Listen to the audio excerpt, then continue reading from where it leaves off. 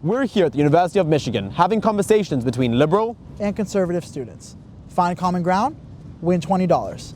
Let's do something. All right, guys, first of all, what are your names and where do you stand?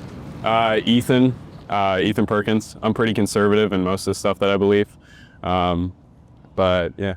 I'm Miles. I like to think of myself as a liberal, but I don't know where I stand on some issues, so we'll see. Okay. Awesome. Should abortion be legal? I'm a strong just abolitionist of abortion. I don't think that in any case it should really be appropriate. But I would love to hear what you have to say about it. I don't think it's our point of topic to take. It's like, well, we don't have the ability to really get an abortion at any point in time. So you think just because we're men, we shouldn't have a voice in it because we're not the ones that would be having an abortion? I don't think we should have a say in issues that really don't affect us. I mean, I can understand why you stand on that way. There's numerous issues that can affect both people, but it's more so to one person than another. Okay. You think it disproportionately would affect the woman more than it would disproportionately affect women more than men. Yeah. So and honestly, there are certain things that I would say that, yeah, probably the woman's gonna have, it would take, maybe she'd take the more physical role when it comes to an abortion. I'll agree with you on that. But I would also say, like, the human experience in general, we all were born at some point. So when it comes to abortion, we're all our own people. And we should all have a voice to say in whether or not, someone in the first place should have life. Like, I don't think that should be reserved for, like, one half of, all the people on the planet. You make a lot of good points here. Yeah. So life of the mother is out of the question as well? I think if it is a circumstance, it is so vastly small, and especially within the modern medical world that we live in, it's not even anywhere close to as big of a threat as people think it is. And I would say that 99% of abortions are done outside of cases that would even, have the life of the mother as anywhere close to a pressing issue. I completely understand what you're saying about this, like, hey, we understand it's a problem. It goes against, I'm assuming, your faith. Yeah. And it's like, I mean, preserving life as much as possible, but do we value the life of the mother more than the life of the child? I would say, well, no, I can agree with you on that. Like, you never value one life over another. But I would say that I personally value each life equally, to where I wouldn't want to compromise one for the sake of another life.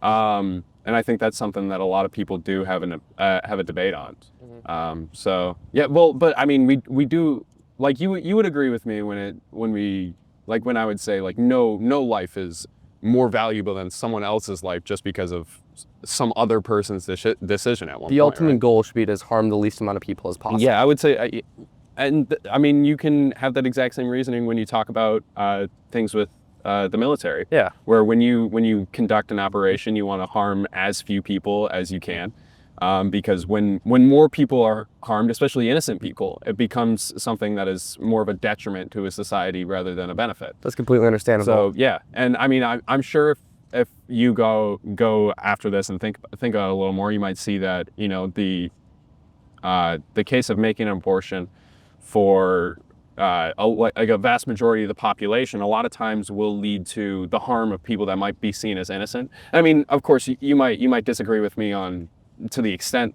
to which you have that, but yeah, that is kind of a pressing issue. I think at the end of the day, just how much time of abortion has been around for, I think the more time, there's going to be more research done, and the more knowledge there is about the certain topic, then I'm sure we'll be able to finally get a good basis on understanding. But overall, faith is something that people cannot change. You can change science and reasoning, like tobacco products were just like health benefits. Yeah, the way smoking used to be seen as something that, like, really, this is good for you. Like, I'm asthmatic. There used to be cigarettes described for people who were asthmatic. And it's all we just got to see how it turns out. I mean, in 100 years, they might say, hey, this is really beneficial. Hey, this is not beneficial. So I think with due time, we'll get a better understanding of this procedure. Okay. Yeah, I understand that. Yeah. Did we find common ground? Yeah. What would you say the baseline common ground? The baseline common ground is we're trying to harm the least amount of people as possible, and it's just really trying to do what's best for the most amount of people. Okay. Yeah. Great, guys. Awesome. For our second topic, Is capitalism good for America? Yes. There's pros and cons. I mean, like how are we talking about this? Are you talking like full like? Well, I'm assuming you're against monopolies and all that. Yeah. The kind of the like Teddy Roosevelt breaking up monopolies in the U.S. I think is very beneficial. But also, I mean, you see in a lot of societies that do end up becoming sort of authoritarian. There is this high ruling class, whether you're talking about monarchies or even, I mean, in Oligarchies and all those. Yeah, even in like the communism examples that we can find in the world, it was the government basically became that ruling class. The political party replaced what would be some sort of oligarchy or theocracy. Or so I think at its core, I think capitalism allows for the most growth in a society. Of course, you're going to end up with There's going to end up with detriments no matter what society you have. Yeah, like with almost anything you have, there are going to be some problems with what you end up like doing. But I think capitalism gives the most ability for, especially when you see it in the U.S. With our own constitution, you have room for people to grow and people to change ideas, and the democracy and the representation allows for people to build on what they think might be wrong. I understand what you're saying, but I also feel like with capitalism, there's a lot of areas where private inequitable societies, such as healthcare and all those things, which in a lot of countries are basic human rights, are given to us, and those things happen to be a more detriment. The American Healthcare Society is known for its vast medical debts. I think something like the high cost, $327,000 for a kidney transplant. Yeah, and those expenses are a lot for an ordinary person to handle. Yeah, and I would agree with you that certain things, especially when you're talking about like the pharmaceutical industry or things like that, they end up having these massive charges that are associated with them. But I would also say with those charges, we also have one of the like, how would I put it? Probably the most advanced medical research in the world. Like a lot of people from outside of the U.S. come to the U.S. for either our medical research or our medical programs because we're so advanced. And I would say in part that is due to capitalism and the competition between different portions of the medical industry to try and make something that is better than someone else. I mean, again, it's probably driven in part by the profit that they can make, but it does cause different industries to better each other. So competition is the ultimate goal of capitalism. Yeah, competition and allowing people to grow based on that competition. And yes, I feel like you are gonna end up with some people thinking that there's inequities. And I don't think complete capitalism, I think there are certain benefits to having like social buffers. Like Section 8 housing and all those stuff? Yeah, certain things like that, yeah. I would say that like I think we should be able to create something that allows for the older generation to kind of live comfortably after they're no longer able to work in society. Because if it was like pure capitalism and it was based on entirely what they individually had been able to save or something, then we'd be dooming a good section of certain people above an age group to kind of suffer. Social Security is one of the greatest things in modern American history. Franklin Delano Roosevelt was a very successful president. He served 4 terms up until his death. I really believe that is one of the greatest accomplishments in modern American times. However, its detriment right now is to where there has been a lot of studies done saying, hey, this generation won't have the buffer for Social Security. You gotta look at the consequences. Is this because of the current American political climate? Is this because of the age gap? Is this because of other economic reasons? Well, I'm going to think that there's certain things that are wrong with Social Security, but I think that might be just the system in which it was set up. I mean, I don't know everything about Social Security, so I'm not going to make a total argument on it. But I think for the most part we can agree that the idea of capitalism is far more beneficial than a lot of other I would say probably almost anything that we've seen in the past, like society-wise. It allows for a lot of growth and development, but there are going to be downsides. I think we can agree on that. There's always going to be downsides no matter what it is. There's going to be downsides for almost everything. But right now, it seems like capitalism is one of the most proprietary and most beneficial to the American people. Yeah. It just with time we're gonna see certain norms change, and maybe who knows. Yeah, and I think that's going to happen in most capitalistic societies. Is you're going to see over time, either the society or the political structure or something's going to change. But I think capitalism and the fall, like especially with our or our republic, it allows for the most growth within the people. Yeah. Yeah. I think it's best right now, but I think we'll just have to see where it goes. Yeah. Yeah. I think we can agree on that. Yeah. All right. Find common ground? Yeah. What's the baseline? It's the best right now for our people, but it might change. It might not change in the future. Yeah. There's certain benefits for capitalism as well as other things that might be seen as a negative, but it allows for the most growth within the people. You guys are doing great. It's fantastic. For our third topic, does DEI provide equal opportunity for all? I would say no. I would have to agree with you. I mean, this is like something where it's, as someone who's studying chemical engineering, it's sort of, to me, it's really like, I've looked over the summer for internship opportunities next year, and it's like, there's a lot of programs for the military where it's like, hey, we want to have minority and we want to have historically Black university students have this ability to be able to build them up by the bootstraps and just get them into places where they need to be. Yeah. And I'm like, man, look at me. I don't think I would fit any of those bills. I go to the University of Michigan, not necessarily an HBCU or a minority involved. Yeah, but you want to be able to have that shot where it's like, hey, I don't want to be excluded because even if I might be at a, I mean, there are plenty of HBCUs that give a lovely education, but you're saying I go to the University of Michigan. I don't want people to look at the fact that I go to the University of Michigan and it end up being a toll against me because I'm given access to such a good education. No, there are numerous. I mean, I think I was looking at the number. There were probably like 50 different things inside the armed forces area where it's like, hey, I could work in chemical engineering in any of these areas, but I have to go to one of these HBCUs or minority colleges. Well, where they just like give you preference. If you had gone to one of those universities, they would have given me preference, but I think what they're looking for is just like, hey, we're doing this program, and that just, I don't know, it just didn't sit right with me. I mean, yeah, it is what it is. Like I can't control what they're looking for, but just looking at it, I'm like, man, I wish there were more opportunities, because no matter where we are, I mean, we're going to the University of Michigan. There's like 38,000 students here, and all of them there's more than that. Probably. Yeah. And they're all super competitive, super looking for the same thing. Yeah. It just kind of sucks, but we got in the University of Michigan, so can we really be complaining? We're at one of the best universities in the world. Yeah, and you just want to have a shot. Yeah, I get that. So yeah, I think not much to say disagreement. there. Yeah. I think we can agree that. I think you guys started up with cover ground. Yeah. Awesome. All right. For our fourth topic, should illegal immigrants be deported? Yes. Depends. Okay. So I do agree there's a border crisis. I do agree there has to be a better way of doing things.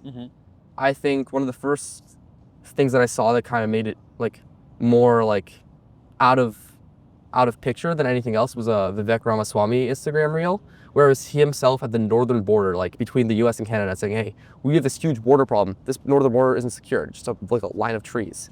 And but we don't necessarily have the same problem with Canada. No, with but the that's sheer the thing. amount of people that's coming the thing across. that I found really funny. It's like, hey, look at Canada, look at us. He's advocating for something which probably doesn't exist, and that really was like, hey, maybe they're blowing this out of proportion. But I do believe there is a serious problem with the immigration system we have right now. Yeah. Well, so okay.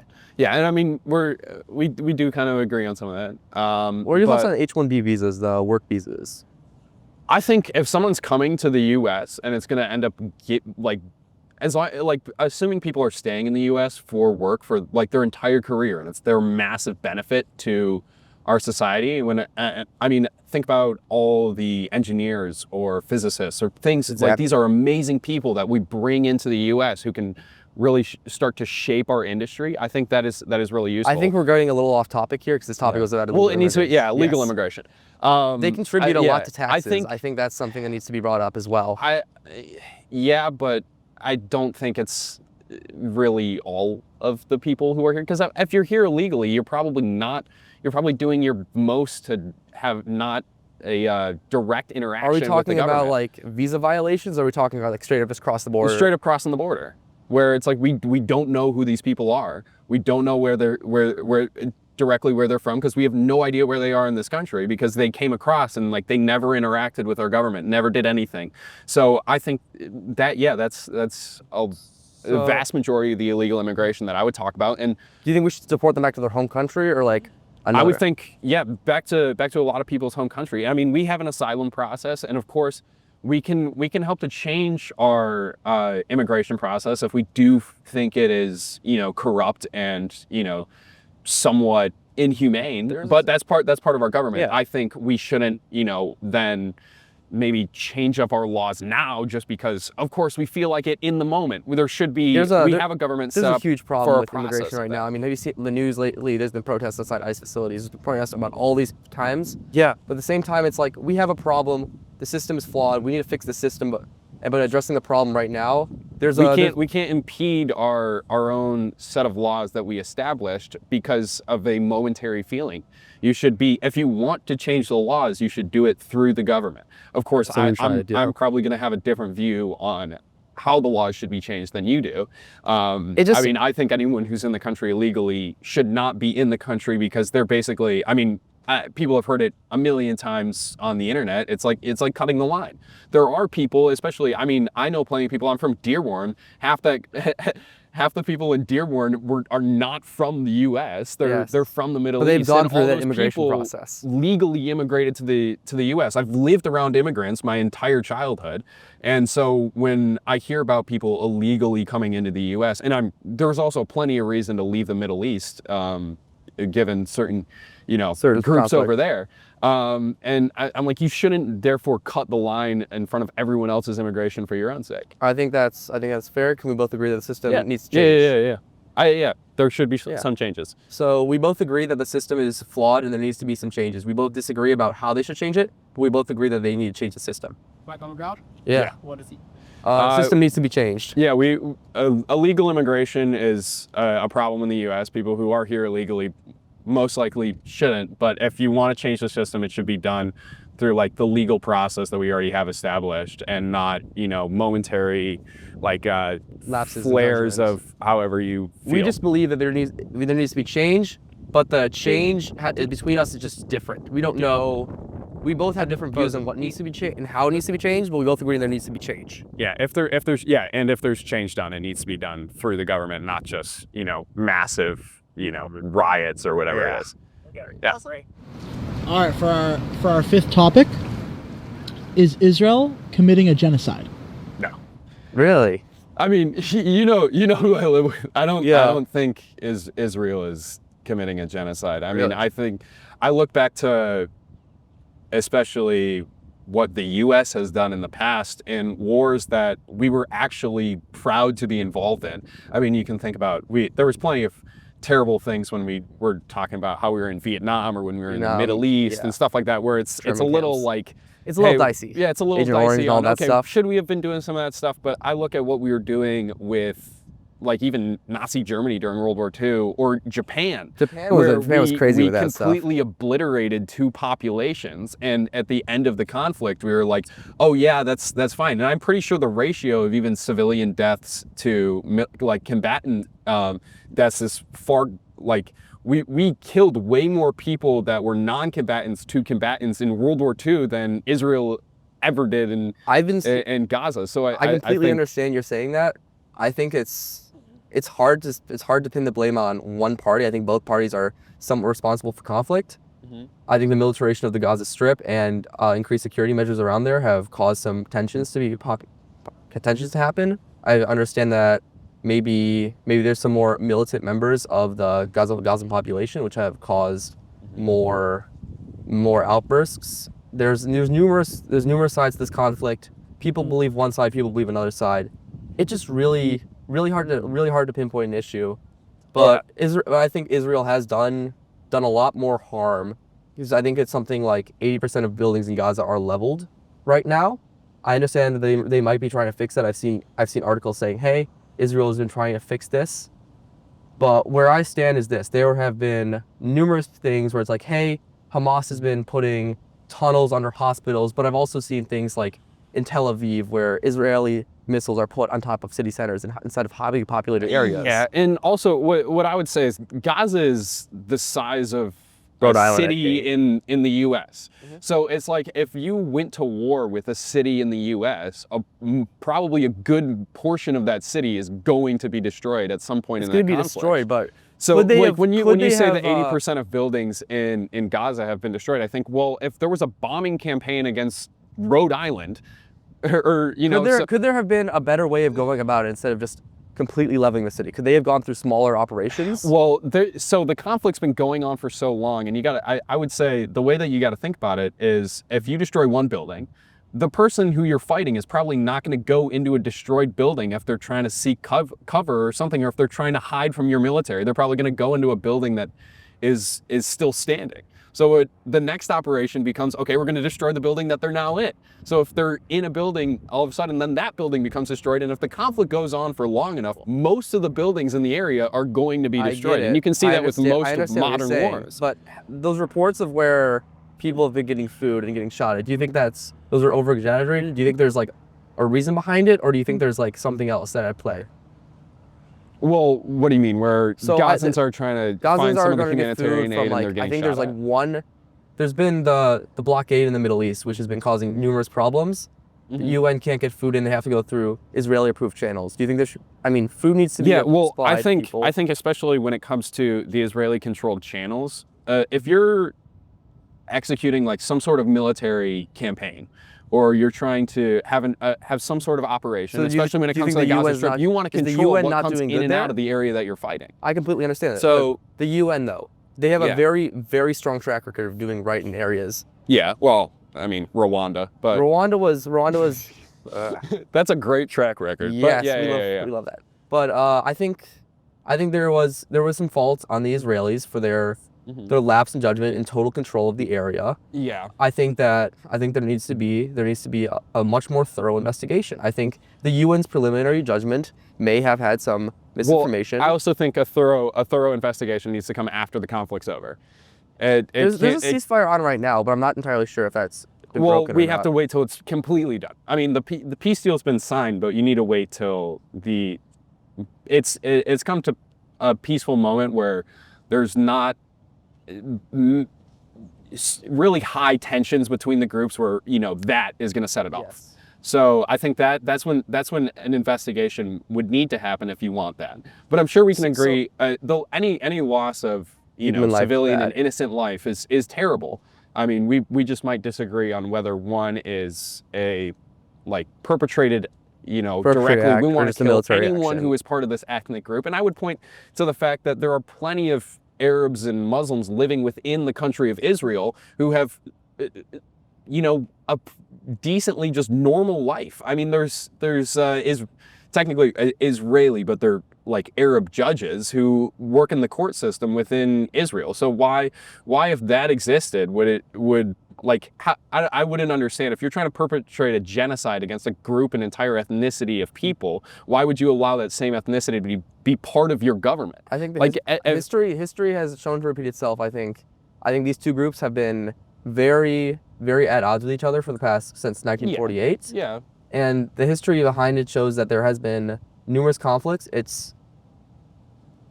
I believe it's a genocide, but I think it's too early before we can write it in the history books calling it a genocide or calling it not a genocide. Yeah, no, I would point to when's the last time you could name a Jewish judge in the middle of Nazi Germany? That doesn't exist. They wouldn't allow that.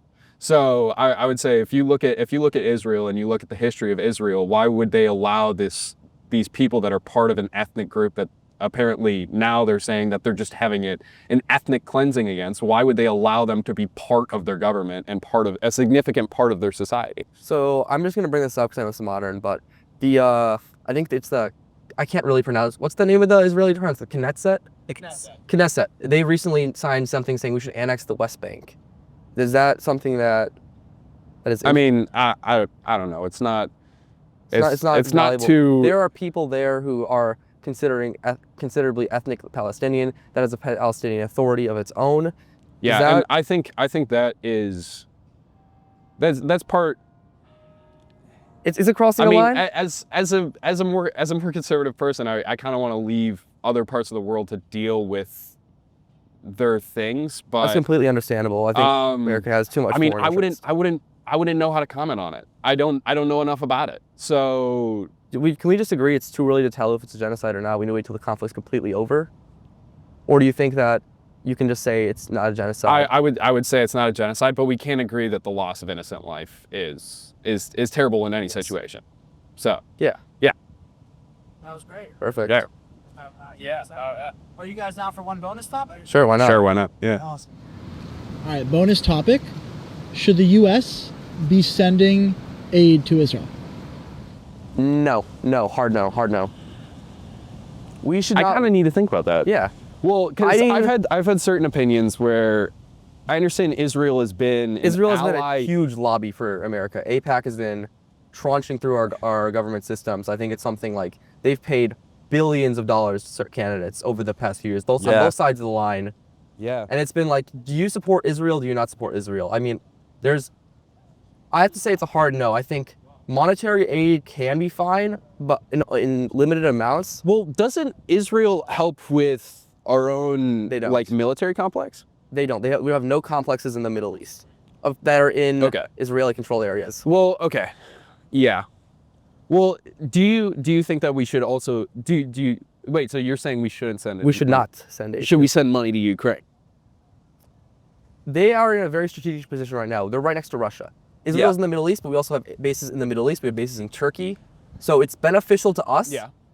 I mean, Israel's not allowing us to put a military base there. And that's like, but we know that at least Israel kind of sides with our they're a favorable government for the most part to the U.S. when it comes to that region. Wouldn't you agree? The same way, like we have friends, we have allies in Turkey. Saudi Arabia. I mean, Turkey's in its own thing. But if we send money to Ukraine, we're sending it there to stop the flow of Russia. It's the same thing with sending. We're not sending troops to Ukraine at all. Well, I think I have mixed opinions because I think that we probably shouldn't be sending as much money around the world as we do.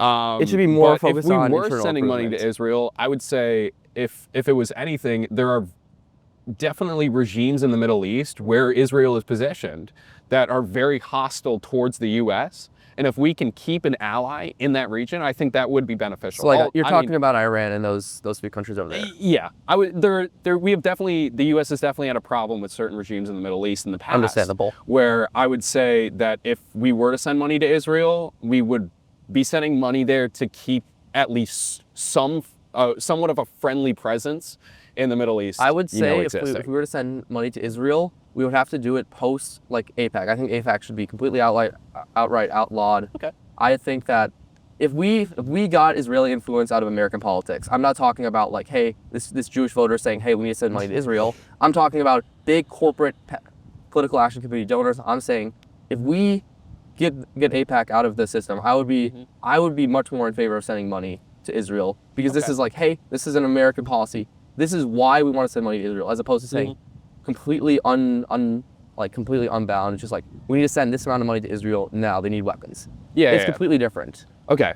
So as long as you think that these foreign parties don't have as much of an influence in American politics, you'd be fine with sending money to them. Similar, what was it? Is it the Truman Doctrine that was to stop the spread of communism? Yeah, I think so. Was that, or it's like, we're going to go anywhere as long as it would stop the spread of communism? I think so. You similar to that, where, I mean, not communism, but just hostile thought against the U.S., where it's like, if you're removed from our politics and we think that the people who oppose you are hostile towards the U.S., we'd be fine with sending money to them? Yeah, being removed from the politics, I think would be better for the U.S. I think if the U.S. didn't have any sort of foreign influence, as that was banned under JFK, but AIPAC still through cracks, I think that we would be in a much better position where I could confidently say we should send money to Israel or we should not send money to Israel. But right now, because of the current climate with the political action committees, I would say we should not send money to Israel. All right. Okay. So we can agree that if we send money to anyone, we'd want it to be someone who's favorable to the U.S. and would most likely counteract anyone who's trying to, they would reciprocate the favor. Okay. But you just don't want them to be at all involved in U.S. politics, which I can agree on. I wouldn't want any foreign power to be involved in U.S. politics. Well, to a degree that yes. they're deciding what we're doing. I think it should be America deciding what America does, and then if we want to help you, we can help you. We can send help. Okay. Okay, we can agree on that. So we can agree that as long as it's nonpartisan and there's no influencing factors, we should send money to any country that is pro-America. Or Yeah, if it works to the benefit of the U.S. and it's something that's decided by America and not by some foreign power, then yeah, sending money to a certain group could be yeah. I mean, I have my own thoughts on how much money, but yeah. So we agree that it should be. It should be sent money. If we send any money, it should be sent to a U.S. ally. Yeah, I think that's completely reasonable. Without them coming and influencing exactly what our politics end up being. Yes. Okay. Yeah. All right. That was incredible. Perfect. And then this is a bonus question, not a topic. Okay. Bonus question. Regardless of your political beliefs, do you believe that you two could be friends? Oh yeah, we already we've are. been friends for a while now. I know his roommate. Yeah, I mean, we we went to the same middle school. He went to a different high school, and then we literally like I was walking past the diag like about an hour ago actually on my way to chem class right behind here. I sit next to him like practically every chem class, and it's like I saw him and I'm like. He was like, there's something that's liberal versus conservative. Like, sit down here. I if know you're this liberal, sit guy down is here if you're very conservative. I know I'm somewhat liberal, so it's like so he's maybe like- we should do this. It'd be fun. Yeah, so I was like, I'm definitely gonna check that out if they're still up there after lecture. First of all, you guys are both really well informed, which is awesome to hear conversation, but throughout each topic, you guys really did agree on what you want the end goal outcome to be, and you just disagreed on the process. And the whole reason we're kind of doing that is that things have become so polarized that we've forgotten how to talk to each other, and we forget that frankly we share a lot of common ground. We have a lot of things in common. We just disagree on the process, and when we don't talk to each other, we never come to resolutions about how we fix the process. I think one of the best ways of putting it is that like everyone's on an airplane. There are going to be, if you see someone sitting on a wing, you're definitely be like, oh my God, there's a guy in the wing, as opposed to someone sitting in like the middle of an aisle, like, oh, there's just someone in the middle. You see someone sitting on a wing, you're like, oh my God, that's crazy, he's out there. Those people who have those extreme views are much more vocal than those who have moderate views. That's the best way of putting it. They're on the wing of an airplane. They gotta be loud. Very true. All right, do I see a hug on the precipice? What? Oh, hugging each other? Let's give each other a hug. Great, buddy. Hell yeah, guys, that was awesome. Perfect. Guys, All right. Thank you so much. I'm Daniel, by the way.